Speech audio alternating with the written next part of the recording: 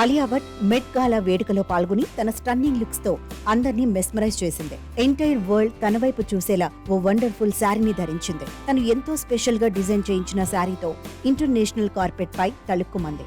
ఇప్పటి వరకు ఎవరు ట్రై చేయని ఓ స్పెషల్ అట్రాక్టివ్ శారీతో అక్కడికి వచ్చిన గెస్ట్లందరినీ ఆశ్చర్యపరిచింది. అయితే మెట్ గాలా 2024లో పాల్గొనేందుకు తన సీటు కోసం అందాల తార ఆలియా భట్ ఎక్కువ మొత్తంలో డబ్బు చెల్లించిందని బాలీవుడ్ టౌన్ లో టాక్ నడుస్తోంది. ఇంకేముంది, ఇప్పుడు ఈ విషయం గురించే సోషల్ మీడియాలో అభిమానులు చర్చించుకుంటున్నారు.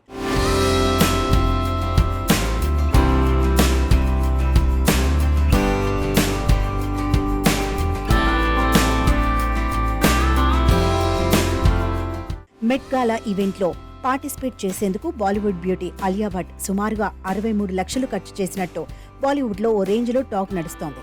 ఆలియా భట్ ధరించిన ఈ శారీని తయారు చేయడానికి చేనేత కార్మికులు చాలా కష్టపడినట్టు తెలుస్తోంది. దాదాపు 163 మంది 1900 గంటలకు పైగా కష్టపడి ఎంతో బ్యూటిఫుల్ శారీని డిజైన్ చేశారు. ఇదిలా ఉండగా ఆలియా కోసం స్పెషల్ గా డిజైన్ చేసిన ఈ చీరను ఇండియాలో తయారు చేయలేదని బాలీవుడ్ మీడియా తెగ ప్రచారం చేస్తోంది. ఎంతో స్పెషాలిటీ ఉన్న ఈ చీరను ఇటలీ దేశంలో తయారు చేయించినట్లు తెలుస్తోంది. ఈ స్పెషల్ డిజైనింగ్ శారీ సుమారుగా 6 గజాలు ఉండనున్నట్లు బాలీవుడ్ లో టాక్ నడుస్తోంది. అయితే ఈ విషయంపై ఇప్పటి వరకు ఎలాంటి క్లారిటీ మాత్రం లేదు.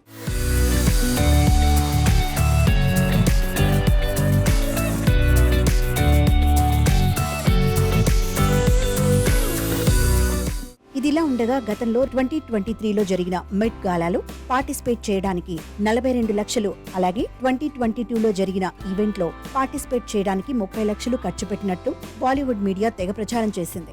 ఇకపోతే నిజానికి గాలాలో సీట్ బుక్ చేసుకోవడానికి ఎక్కువ సంఖ్యలో డబ్బులు చెల్లించాల్సి ఉంటుందని తెలుస్తోంది. గాలా ఈవెంట్లో ఓ 10 సీటర్ టేబుల్ ని బుక్ చేసుకోవడానికి దాదాపు 3 కోట్లు ఉంటుందని బాలీవుడ్ ఇండస్ట్రీలో చర్చ జరుగుతోంది.